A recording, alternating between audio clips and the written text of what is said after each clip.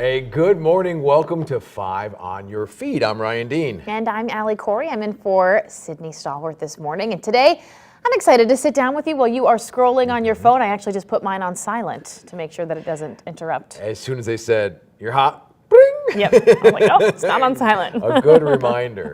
Okay, so let's start with the story that has so many people buzzing. I know what it is. The Rams and the lawsuit of the Rams and NFL leaving the city of St. Louis back in 2015. So here's the latest, Allie. Ben Fisher from the Sports Business Journal tweeting, Rams owner Stan Kroenke threatened to settle St. Louis lawsuit separately, leaving NFL and 31 other teams to defend for themselves at the trial if the league doesn't agree to help with the money. The article quotes an internal email the Rams sent the NFL. Now, a mediation session is set for Tuesday. Kroenke is rumored to be offering $500 million to $750 million in a settlement to St. Louis. The rest of the league would stand trial or settle without him. Some legal analysts say that figure is much too low for St. Louis to accept, but we'll just have to wait and see. The trial, by the way, if it goes to trial, will be January 10th. All right, so you've been covering this quite a bit. Yeah. Is that too low of a number?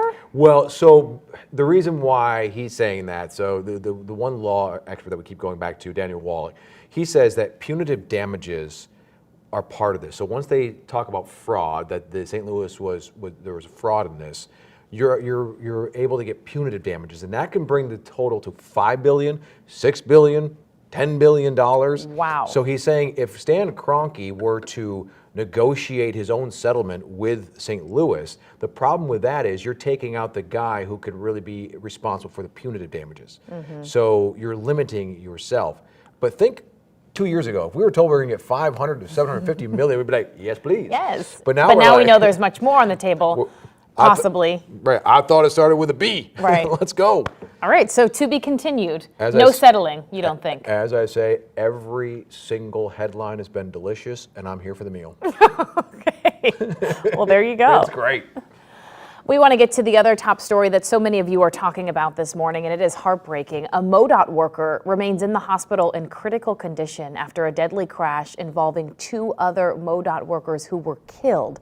Now, this happened yesterday morning as the MoDOT team was working on striping operations on Telegraph Road over I-255. The driver of a black car hit the 3 workers. James Brooks was 58 years old. He was a senior maintenance worker, and he worked for MoDOT for almost 9 years. Caitlin Anderson was just 25 years old. She was an intermediate maintenance worker, and she worked at MoDOT for 2 years. This, of course, all happening just before Thanksgiving. And we're told that the driver who hit the workers is actually also in the hospital, and that driver is cooperating with investigators. At this particular time, no charges have been filed, but that crash does remain under investigation. So charges could be coming. We still don't know all the details surrounding exactly what took place, but we do know how dangerous it is out there for MoDOT workers, and people are distracted when they're driving. Yeah, and we hear the maintenance workers all the time, the ones that we speak with, that handle the news media, and they say all the time, like, people have to give us space, give us room. Get over.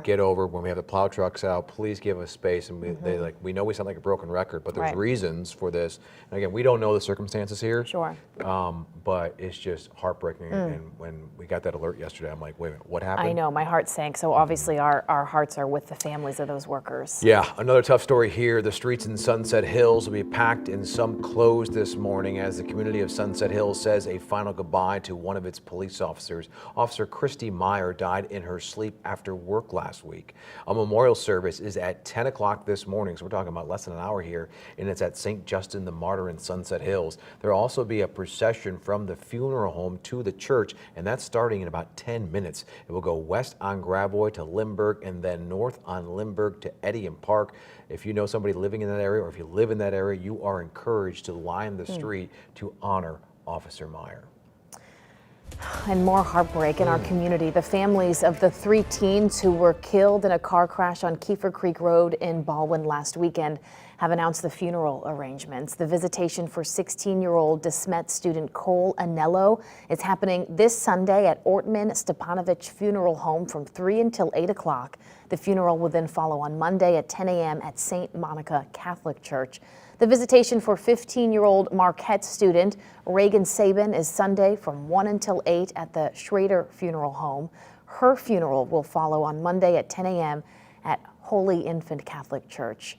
And then the family of 15-year-old Marquette student Jake Kiefer will hold a visitation on next Saturday. That is happening from 1 until 7 at the Cutest Afton Chapel. His funeral will be private.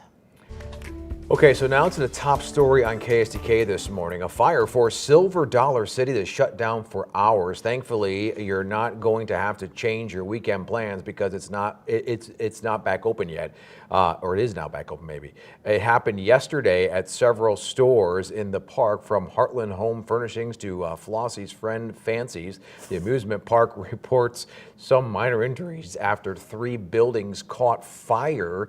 It's unclear how many people were inside the buildings. No word on what started the fire. So we'll keep on following this. And again, I think it is opening today. It is opening today. So clarification, it is opening today, the park.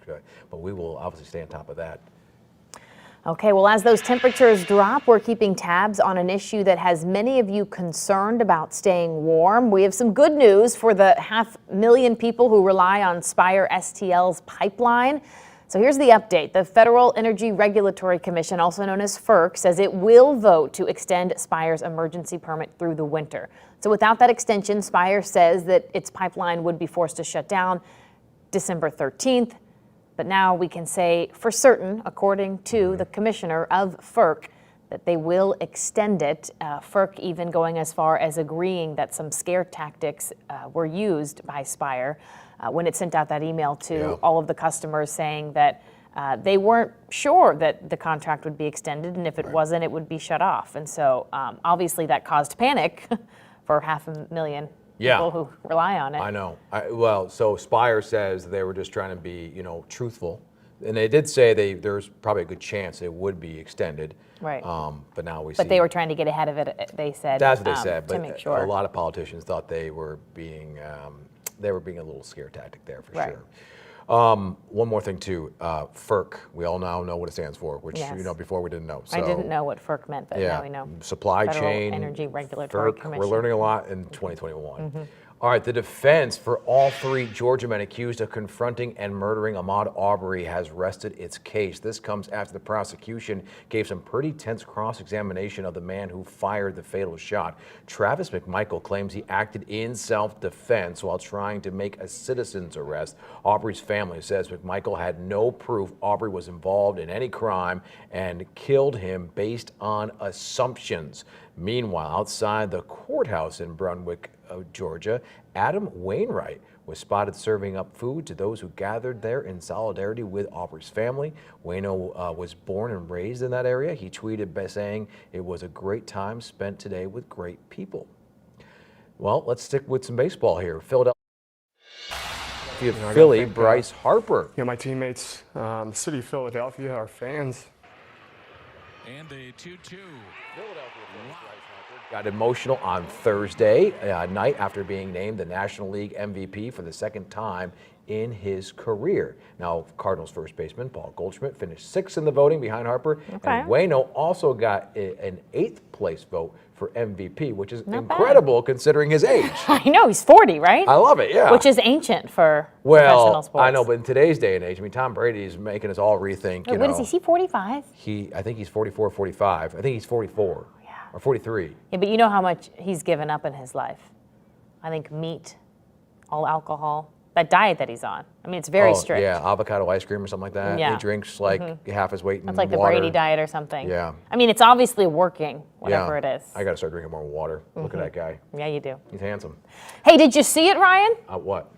The lunar eclipse. If you didn't see it, and you probably didn't because you weren't up until 3 o'clock this morning, we have you covered. Take a look. This is the lunar eclipse during its peak last night. I didn't actually see it in full effect, so I'm happy that we have this video. It's pretty remarkable. I did see the moon around 5 o'clock last night, and it seemed like it was much larger than usual, which Anthony confirmed. But there you go. The lunar eclipse. Pretty cool, huh? You know, it's funny. It was like, what, 98, 99% covered? And I remember when we had the solar eclipse several years ago, and someone said the difference between like 99% and 100% is like everything. Yeah. So, because like just you remember that moment? Were you outside for that? Which one? The solar eclipse. You gonna bring this up again? I don't remember. I was in studio. So I had the assignment to fly on a Southwest flight to see it in all its glory. Oh, I remember. And I didn't see. I didn't see nothing. What happened? Everybody's talking about a life-changing experience. I'm up in the air, getting ready on a Southwest flight. They said they were going to be landing at the same time the solar eclipse. We were 5 minutes early. Landed 5 minutes early. We didn't see anything. I didn't see anything. I didn't either, but it makes you feel better because someone had to be in studio, so I was in studio. I mean, but I saw the video. I mean, our Casey Nolan, I'm hearing him on like my ear. He's crying. He's crying, yeah. hugging his mom, Most his amazing dad. experience, yeah. And I'm Meanwhile, our coverage was terrible. Meanwhile, I'm in baggage claim, waiting to pick up my stuff. All right. Well, hey, it's Friday. The weekend's upon us. Let's check in with Anthony and your forecast. Well, happy Friday. We've made it to the weekend, but very cold air has settled in. We've got a bright day on the way. Temperatures just starting off a lot colder in the 20s, and we'll see highs today in the upper 40s for you from Salem, Illinois, right here in St. Louis. A little warmer out towards the Ozarks, mid-50s there. Now, tomorrow we are a little bit warmer, but still a cold start. Numbers in the 30s to start, 57 tomorrow, 56 on Sunday. Some of us will see rain on Sunday, but not a big deal. Maybe a light shower. A better chance of rain showers on Thanksgiving Day itself. All right, thanks, Anthony. Well, this is a cosmetic procedure nightmare. A St. Louis woman is dead after getting silicone butt injections from an unlicensed beauty consultant. And now investigators think that there could actually be more victims. Listen to this. 38-year-old Marcia McClendon. She traveled to Houston for the procedure back in 2018, where investigators say Lisa Fernandez incorrectly injected her with silicone. McClendon experienced so much pain during her 2 appointments with Fernandez that she had to stop the procedure multiple times and left short of breath. She was coughing up blood. She was admitted into a hospital back in St. Louis, and she died less than a week after the first injection. And the cause of death, doctors say, complications from a silicone pulmonary embolism. That's terrifying. Fernandez was arrested, by the way, charged with manslaughter just this week. Okay. This happened back in 2018. Yeah. She was just charged.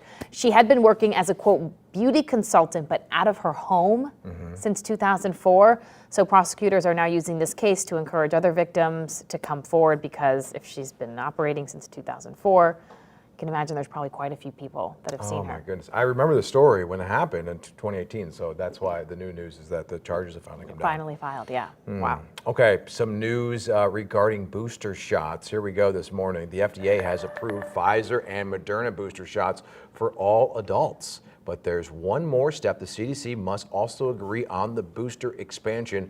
A CDC committee will be meeting today to discuss it. If they give the green light, all adults could get a booster shot as soon as this weekend. Okay. I've already heard a lot of docs say, just go ahead and sign up, make your appointment now. It's well, going to be approved. You know, like they're saying it's going to get so crowded, all the Right. appointments, to go ahead and just make it. And some states aren't waiting, like the ones that are seeing surges in COVID Right. cases. I think California, Colorado, and then obviously New York City, not the state of New York, but New York City. They're actually saying, go ahead, all adults start getting the booster now. Like as long as it's been 6 months since your last shot, Exactly. just go ahead, Yeah. no matter what your age. And remember, there's mixing and matching now that CDC says is okay. So That's right. even though you may not gotten the Pfizer one originally, you can get the Pfizer shot for your booster. And then Okay. also Moderna is applying as well. So I'm sure if once Pfizer gets the green light, Moderna will be next. A lot of So. people are going to be getting that shot probably before the holidays. Hey, you know what's trending on Google right now? A cafe that Panera execs are calling the Panera of the future. Can you see it?